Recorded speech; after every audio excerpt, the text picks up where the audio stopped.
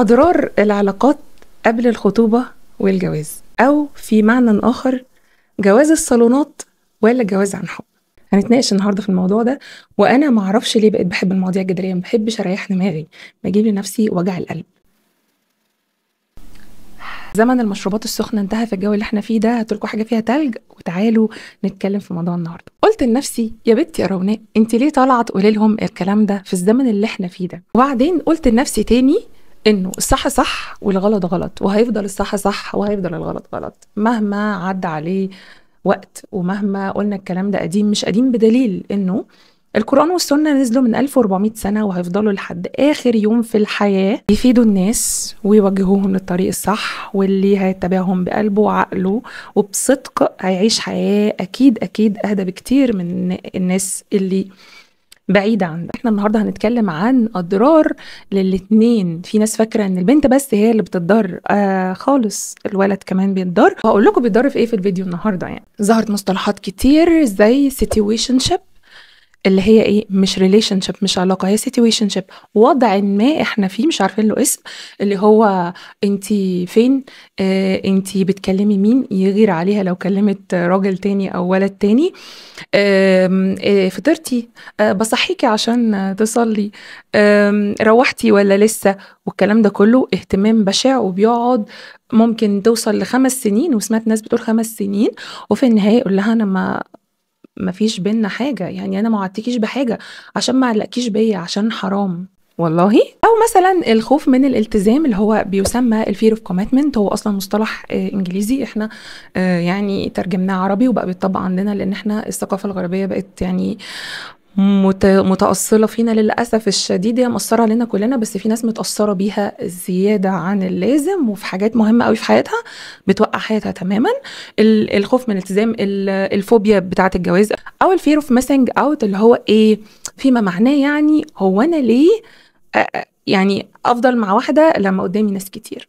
طب ما استنى يمكن اخد حاجه افضل او احسن. وبيبقى في قرارة نفس الشخص، البنت او الولد، يعني ليه افضل مع سمكه واحده لما البحر مليان سمك؟ والحقيقه ان ده كله بيدل على نفسيات معقده، بيدل على اضطراب في النفسيه واضطراب في التفكير. فيديو النهارده طويل بس يستاهل يتسمع.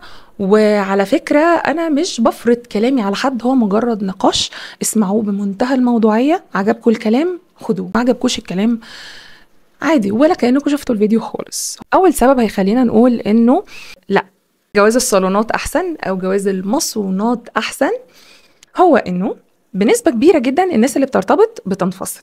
بس هنخلينا في المثال الأكتر يعني جمالا، وهو إن إحنا ارتبطنا وبعدين اتخطبنا واتجوزنا. بس أنا عايزة أقول لكم قبل ما نقول كده، بعد الجواز لو في مثلا 10 حالات ارتباط، ففي منهم 2 ماكسيمم 3 بيكملوا والباقي غالبا لا. يعني اقرب مثال على كده لما انا كنت في الجامعه، ناس كتيره قوي كانت في علاقات حب. الحمد لله انا كنت من الناس اللي مصدقه انه انا مش هحب غير اللي شاريني ومقدرني، وراح كلم اهلي، او حتى قال لي الاول ان انا جاي اكلم اهلك، لكن غير كده مش هقعد انا امشي مع واحد في الشارع والناس تقول ده فلانه ماشيه مع فلان. ده كان مبدئي. فهنقول الامثله الاسعد حظا والاحسن، وهم 2 3 اللي بعد الارتباط اتجوزوا. كنت قريت قبل كده انه في مأذون قال انه اغلب الجوازات اللي عن حب للاسف 75% ما كانش اكتر منها بينفصلوا بعد اول سنه، والرقم كان يخض الحقيقه. والحقيقة ان هو في سببين للموضوع ده. اول سبب انه الجواز اللي بيكون جواز المصونات بيكون بالعقل شوية. هتقولي لي شفتي بالعقل يعني مفيش حب، يعني مش هيعرفوا يعيشوا مع بعض بعد الجواز وهيجبروها عليه؟ ليه يا جماعة الكلام بتاع اللي هو بطل يحصل ده؟ ولو حصل لا لازم تصوري وتاخدي حاجة. مفيش حاجة اسمها واحد اتقدم لي اهلي اجبروني عليه، مفيش حاجة اسمها كده اصلا، ده حرام، ده مش جواز، ده ما يعتبرش جواز. لازم في الرضا او بالرضا. انا لما يكون في واحد متقدم لي وانا عجبته وهو عجبني، لان برضو في بنات بتقول انا مش سلعة هلبس واتشيك واطلع قابل واحد يوافق عليا ولا لا. طب ما انت كمان هتوافقي عليه ولا لا؟ يعني ليه بنوحش قوي الصورة كده؟ عارفين اللي بتلكك؟ احنا كده بنتلكك. طب ما انت كمان لو هو ما عجبكيش هتقولي لا. ما يقدرش حد يجبرك، اكيد مش هتتجوزي واحد غصب عنك. وجواز الصالونات كده يا جماعه، في حبيبتي راحه وقبول، لا خلاص يبقى بلاش. في حبيبتي راحه وقبول، ايوه خلاص يبقى تمام. وهكذا بالنسبه للراجل. في الحاله دي بيكون في عقل شغال في الموضوع، انا قبلته عندي استعداد انه ماشي هحبه. ومعلش بقى، عشان بس في ناس تقول لك ايه، حبوا بعض. يا سلام، طب ما انت برضو مثلا الشخص اللي هتقابليه في الشارع ده او في الشغل او في الجامعه او في المدرسه، في المدرسه ده كمان برضو هتشوفيه وتتعاملي معاه وبعد كده هتحبيه. ليه؟ عشان ارتحتي له، صح؟ طيب ما هو في الصالون برضو جواز المصونات، هو جه فانت ارتحتي له وحاسه انه لو كلمنا مع بعض يمكن نحب بعض. طب لو ما حبيناش بعض، ما هي الخطوبه معموله عشان كده، صح؟ لازم نصحح مفاهيم يا جماعه. طيب بنبقى مشغلين جزء من عقلنا، ما بيبقاش حب اعمى. عارفين بقى حب سندريلا اللي هو ايه، هي فقيره وجوزت واحد غني؟ يا جماعه بيبقى فيه مشاكل كتير جدا لما بيكونش فيه توافق، فبيكونوا لاغيين عقلهم تماما. عكس بقى اللي هو طبعا ده جواز الحب، عكس جواز الصالونات او المصونات، بيكونوا مشغلين جزء من عقلهم شغال مع قلبهم الاتنين. فبيعرفوا كويس قوي، لا الجوازه دي مناسبه ليا اجتماعيا وماديا، اهلي بيحبوا اهله، او في على الاقل توافق ما بين الاهل والاهل. لان على فكره يا جماعه الاتنين مش بس هما اللي بيتجوزوا، كمان الاهل شبه بيتجوزوا. لو الاهل الاثنين على خلافات مع بعض او في منهم عداء، مع اول مشكله هتحصل بينكم هتلاقوا دول عمالين يضربوا في دول، ودول عمالين يوزوكي عليه، وهو اهله عمالين يوزوه عليكي. فبالتالي طبيعي كل الناس دي رافضه الموضوع. ممكن جدا يحصل بينكم انفصال غير لما يكون في اتفاق. ومحدش بقى يقول لي كلام المراهقين، ومع احترامنا للمراهقين كلنا كنا مراهقين في يوم من الايام، بس محدش يقول لي الكلام بتاع اصل احنا لو بنحب بعض هنعدي كل الصعاب. ويا جماعه بنسبه بسيطه جدا انتوا ما انتوش ضامنين بعد الجواز ده هيكفي ولا لا. وغالبا الحب لوحده ما بيكفيش، في حاجات كتير قبل الحب. الحب مهم في المعادلة، مهم جدا، بس في حاجات كتير قبله، من ضمنها العقل، من ضمنها التوافق وحاجات تانية. والحاجة التانية اللي بتخلي يمكن النسبة البسيطة اللي لما بيرتبطوا بيتجوزوا بيفشلوا بعد الجواز، أو معظمهم بيفشل بعد الجواز، هي فكرة إنه هو تعود وهي تعودت على الحب بشكل معين، بشكل سطحي، حب البلالين، الحب اللي من غير مسؤوليات، الحب اللي من غير مصاريف، الحب اللي من غير صلح حاجة باظت في البيت، من غير ولاد، فاهمني؟ فالحب اللي مبني على كده بس، مبني على الرفاهية بس، ده بيكون شوية حب هش. واحنا تعودنا على الحب بالشكل ده بس. يعني عارفين لما حد ياخد متعته بشكل معين فبيتعود عليه وما بيحسش بلذة غير بالشكل ده بس.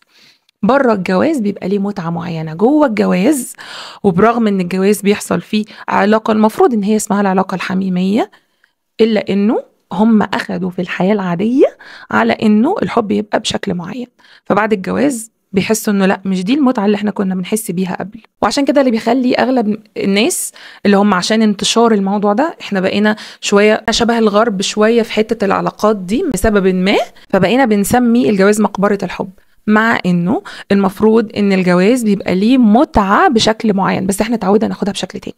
كنت اعرف حد كان بيقول ان هو صغير كان بيسرق فراولة من شجرة حد يعني، فلما كانوا بيجيبوا فراولة في البيت ما كانش بيحس ان طعمها زي اللي سرقها. هو الحقيقة انه الشيطان بيزين لنا الحاجات الغلط اللي احنا بنعملها للأسف، والكلام ده بينطبق عليا وعليك وعلى كل الناس. بس في حاجات بحس ان هي بتدمر المستقبل، بتدمر بعد كده مستقبلك ومستقبل اولادك، كله هيتأثر بسبب قرار زي ده. فلازم ابقى مصحصحة، لانه مش كل حاجة غلط ممتعة معنى كده انه اكمل فيها، لا، انا ممكن استنى واخد المتعة دي بشكل صح. وفي حاجة كمان، انه احيانا الواحد بيستعجل الاستمتاع فربنا بيحرمه منه في الحلال، بيستعجل رزقه بالحرام فربنا بيحرمه منه بالحلال. في رزق بالحرام، هو كده كده كلنا مش هنموت غير واحنا مخلصين رزقنا. يعني انت وانا وانتي وانا كلنا ساعة ما هنموت هيكون كل الرزق اللي ربنا كتبه لنا خلاص خدناه.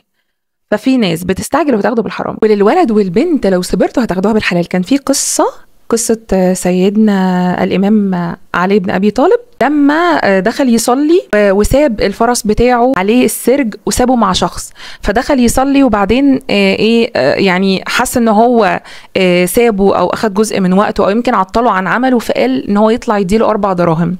فطبعا الشخص ده كانت سولت له نفسه ان هو ياخد السرج بتاع الفرس ويمشي يسرقوا يعني. فسيدنا علي أدرك ده، فادى سيدنا الحسن ابنه ال4 دراهم اللي كانوا في جيبه، اللي هو كان هيديهم للراجل اصلا عشان هو استناه. فراح السوق واخد السرج فسيدنا وجه اداه لسيدنا علي، فسيدنا علي بص فيه وعرف ان هو بتاعه، فقال له صف لي الراجل اللي باعهولك، فقال له كذا وكذا، وباعهوله بايه؟ بال4 دراهم اللي هو كان سيدنا علي طالع يديهم له. فقال ان هو سبحان الله لو صبر كان اخده بالحلال او اخد رزقه بالحلال، ولكن هو طمع واخده بالحرام، فمحدش ياخد اكتر من رزقه. فاستنوا تاخدوا ايه رزقكم بالحلال افضل، سواء كان ولد رزقه في زوجة او بنت رزقها في زوج. في بنت ممكن تقول طب انا كده هتجوز ازاي؟ ما اغلب اللي بيعملوا كده هم اللي بيتجوزوا. يا حبيبتي ما احنا لسه قايلين انه مش كل اللي بتتجوز اصلا جوازاتها بتفلح. اغلب الجوازات اللي عن حب للاسف بتفشل، جزء منها بينجح، وممكن ده اللي يكون فتنة شوية للناس، وجزء منها ما بينجحش، وجزء كبير ما بينجحش. طيب انا لما اعمل كده واخليه يحبني وامشي معاه في الشارع ويمسك ايدي والكلام ده كله وهو لسه مش مرتبط باي شيء، انت ايه اللي ضمنك ان الشخص ده هيكمل معاكي لحد ما يتجوزك؟ اغلب الولاد اللي بيخشوا في علاقات للاسف الشديد ما يكونش اصلا بيفكر في الجواز. البنت عشان عندها احساس بالاعتماديه وعندها احساس بالرومانسيه بحكم هرموناتها، ودي حاجه حلوه فيها، بس تديها لجوزها وتديها لخطيبها، مش تديها لحد ما عملش عشانها اي حاجه. للاسف بتقع في فخ انه اول ما بتتعرف على واحد بقى فاكره ان هو هيروح يتجوزها. للاسف بنات كتيره بتتخدع في كده. وانا عايزه اقول لك انه مش معنى ان هو اصلا بيتعامل معاكي تعامل الحبيبه او ان هو قال لك انه بيحبك ان هو شرط ان هو يتجوزك. ليه بقى؟ لانه انت ناسيه ان هو عنده هو كمان احساس فطري ان هو عايز يحب ويتحب ويكلم واحده بالليل ويقول لها صحيتي ولا لا، او يطمن عليها ويحس عليها انه راجل، او يمارس عليها اللي هو ايه بقى الخطيب او الزوج او كده. ما هو كمان عايز يحس بكده. كان في مثال للاسف، كنا برضو في الجامعه يعني، وكانت في علاقه كده احنا كلنا كنا شايفين ان البنت دي مخدوعه جدا، هي الوحيده فينا كلنا اللي ما كانتش مصدقه ان هي مخدوعه. هم اصلا ما كانوش شبه بعض، وهي كانت مصدقه طول الوقت ان هو خلاص قصته ما تنتهي بالجواز، وفجاه سابها. وكلنا كنا عارفين للاسف ان هو مش باين عليه انه بيحبها، هو باين عليه ان هو بيستغلها عشان ايه؟ عشان يحقق رغبه جواه مش اكتر من كده. ودي بتحصل للاسف كتير. وللاسف حتى الولد اللي بيسمعني دلوقتي وفاكر مثلا ان ده مش هيقعد له، او هيقول لي بقى ايه الاستظراف اللي ساعات بيتقال، اللي هو انا ما عنديش اصلا اخوات بنات، اصلا انا مامتي ست كبيره وما حدش هيبص لها، لما اقول له يعني ان ده هيقعد لك. يعني ربنا ما بيعاقبش حد بحد، انت هتتعاقب على ذنبك، ما حدش ليه دعوه بيك. ومصيبه سوداء يعني مثلا ممكن يبقى عقابك ان انت ما تبقاش راضي عن حياتك الزوجيه، انك طول الوقت حاسس انك كنت تستاهل احسن من كده. وده احساس بشع على فكره، احساس بشع انك تحس ان الشخص اللي عايش معاك في البيت ده مش مالي عينك. ليه؟ لانك على طول عينك بره، واللي فيه داء ما بيبطلوش الا اذا تاب من قلبه، تاب لربنا. ومش اي حد بيتوب، ربنا بينك وبين قلبك هو اللي هيقرر ان كنت تستاهل التوبه ولا لا. ممكن الناس تقعد تقول لك وانت ما انتش دريان اصلا. ممكن المصيبه الكبيره انك تكون في الاستدراج، يعني عملت مصايب سودة وحياتك ماشيه سليمه، اللي هو انت في الاخره هتتظبط. انت ما خدتش اي حتى عقاب في الدنيا، فدي لوحدها اصلا كارثه كبيره ومصيبه كبيره جدا. خلي بالك. الحاجه الثالثه بقى وهي البركه. لو احنا يا جماعه مش مصدقين في حاجه اسمها بركه ربنا، يبقى احنا في لسه جزء في قلبنا مش تمام، لسه مش مأمنين بربنا قوي يعني، فاهمني؟ وعلى فكرة الإيمان ده مش عند أي حد، ومش شرط يكون حد حتى ظاهره متدين ومؤمن من قلبه. ممكن حد يعني هي مش بتبان قوي زي ما احنا فاكرين. فاوعوا تفتكروا ان بركة ربنا مش موجودة. عارفين البركة في ايه؟ سواء للولد او للبنت، وبركز هنا كمان على الولد اللي بيفتكر ان هو عادي هيلعب ببنات الناس وعادي. البركة ان يكون عندك زوجة حتى لو عادية، واولاد حتى لو عاديين، وحياة حتى لو عادية، بس انت راضي ومبسوط، حاسس ان الدنيا جميلة، حاسس انك مرتاح على الاخر. هي دي السعادة. ممكن يكون عندك أجمل زوجة في الدنيا، أجمل أولاد في الدنيا، أجمل بيت في الدنيا، فلوس متلتلة، وحاسس إنك تعيش طول الوقت وبتدور على حاجة، وعمال تدور فيها في فلانة وعلانة وعلاقات خارجية وأفعال غريبة وتصرفات غلط والكلام ده كله. فهي دي الفكرة. رابع حاجة بقى القمر العسولة اللي عايزة واحد يكون خبرة، علشان هي ما بتحبش الراجل اللي مش خبرة. بصوا، ما انكرش ان الراجل القفل ممل ومتعب على فكرة. مش شرط يكون خبرة وعطاط وبتاع عشان يبقى بيعرف يتعامل مع الست، ولكن برضو ما تحطيش في بالك وفي خيالك انه الحياة مسلسلات تركي ورود وقلوب بس. يعني مش شرط يكون بيعمل ده كله اصلا وبيحبك. ممكن يكون هو فهلوي في دي، شاطر في دي، بس مش شرط يكون بيحبك. الحاجة تانية، أنا مش لازم يبقى خبرة بأنه قعدت مع بنات كتير. ممكن يكون خبير في التعامل مع الستات، أو بيعرف يتعامل مع الستات كويس. مش شرط يكون خبير زي ما قلنا، ممكن يكون أصلا بيتلاعب. عارفين اللاف بومينج، او اللي هو انفجار الحب اللي بينفجر في وشك ده، غالبا ما بيكونش حلو قوي، وغالبا اصحابه بيكونوا يعني ناس مش قد كده. ولكن ممكن يكون مثلا مامته عرفت تديله الحب، عرفت تديله الاحضان الكفايه. على فكره في ناس فاهمه غلط، في ناس فاهمه ان تربيه الاولاد ما فيهاش احضان وحب وبوس والدنيا تبقى فيها حنيه كتير كده، زائد التربيه، زائد ان يطلعوا راجل، زائد ان يحطه في مواقف يتعلم منها الرجوله. في ناس فاهمه ان الراجل بس شد شد شد شد، عشان كده بيطلع يعيني اللي هو مش عارف يتعامل ازاي. يا اما يبقى مش عارف يتعامل ازاي، يا اما يبقى فهلوي بزياده. ممكن ده يطلع راجل متزن. وعشان كده الامهات تخلي بالها. وانا من وجهه نظري انه مش شرط يكون راجل بيعرف يعني يعمل حركات ويقفلك ببلالين تحت البيت، بس راجل في المواقف.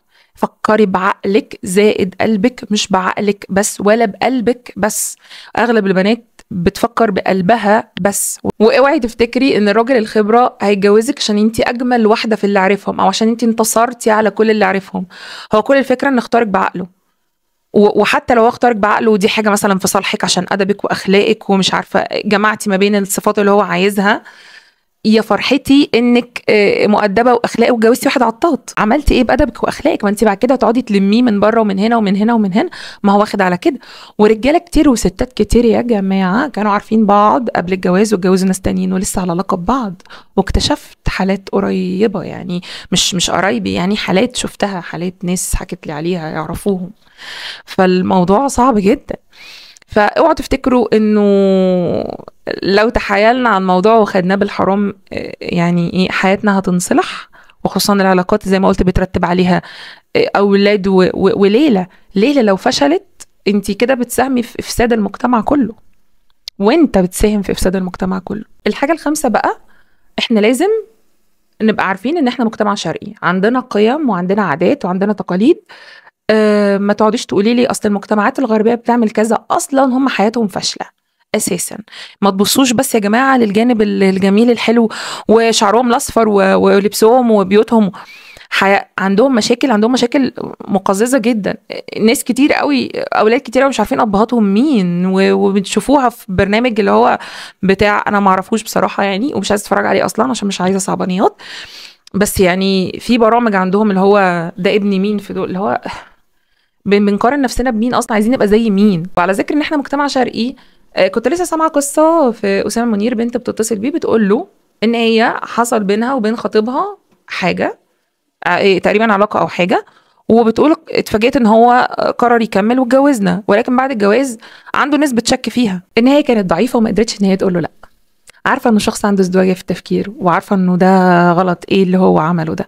ولكن زي ما في بنات عايزه واحد خبره، في واحد عايز ست حتى لو هو اللي عرض عليها هي اللي ترفض.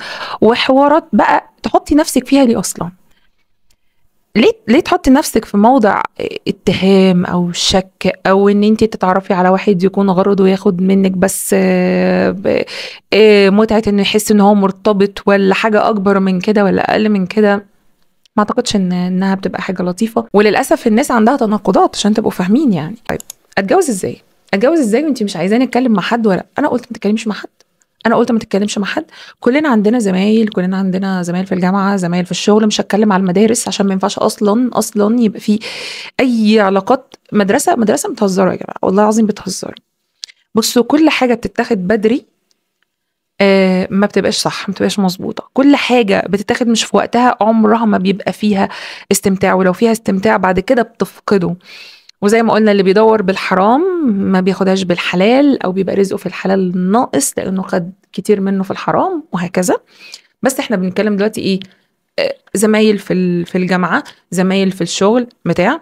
فطبيعي اني هتعامل مع زمايلي، هتكلم معاهم في حدود الشغل، في حدود الجامعه او كده. ولكن بلاش الشلاليه اللي فيها اولاد عشان ما تدخليش، وبلاش الشلل الولاد اللي بيبقى فيها بنات عشان ما ندخلش الشيطان، عشان ما ندخلوش. يعني كده بنديله فرصه. وبصوا يا جماعه، حتى الاجانب، والله حتى ستيف هارفي قالها مره، انه ما فيش ولد بيبقى زميل بنت او كده من غير ما يكون حاطط امل يمكن ترتبط بيه. فليه اصلا ليه نحط نفسنا في الموقف ده؟ حصل بقى وزميلي في الكليه ولا زميلي في الشغل قرب مني زياده او كده. طبعا احنا كلامنا للولاد ان احنا بنقول لهم اتقوا الله.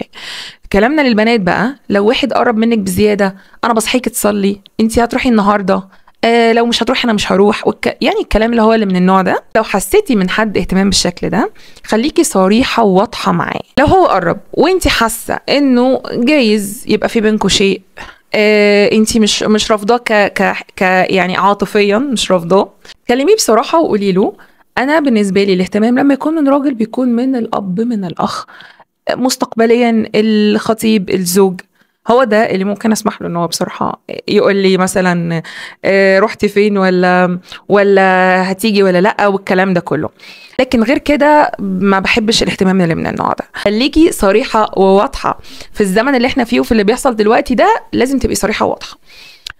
هتلاقي ولد مريض نفسيا او بيضحك على نفسه ويقول ايه ده، دي بتتلزق دي ولا ايه، بتاخد الاهتمام العادي ان هو حاجه، وان عادي احنا زمايل. لا معلش، ده انسان كذاب وبيضحك على نفسه. ولو هو من جواه مصدق نفسه، لا محتاج يروح يتعالج، محتاج يصلح افكاره شويه. لو بيلعب اكيد هيبعد، وما تستغربيش لو ما بيلعبش. لو ممكن يكون مهتم بيكي والاهتمام ده ممكن عايز يوصل ابعد من كده، هتلاقيه خد خطوه. لازم يا جماعه نرجع تاني الصوره الطبيعيه للارتباط والخطوبه والجواز، مع طبعا فكرنا دلوقتي وتفتحنا دلوقتي، ونقدر ازاي نخلي خطوبتنا وجوازنا من اسعد ما يكون. لازم يعني ايه، نستغل مميزات دلوقتي مع الاصل واللي كان بيحصل الاول، اللي كان بيحصل زمان. وبس كده، استنوا رزقكم بالحلال، ما تستعجلوهوش بالحرام. اشوفكم ان شاء الله في فيديو جديد على خير يوم السبت الساعه 6. باي باي. اخر حاجه هقولها لكم في الفيديو ده كنت نسيت اقولها في نص الفيديو. عارفين هاجر احمد الممثله؟ بتقول ان هي اتجوزت جوزها جواز صالونات. يعني هو شافها اعجب بيها، اتقدم لها، و3 شهور اتجوزوا. وانا شايفه ان جوازتهم وحياتهم وعلاقتهم ببنتهم حتى اللي ما اظهروهاش للعلن، حاسه ان شكلها طبيعي اكتر بكتير قوي من جوازات مشاهير كتير جدا. فبلاش نحكم على طريقة جواز معينة انها وحشة كده وخلاص، مع ان في امثلة حتى قدامنا ناجحة اهي، حتى من ناس مشاهير يعني.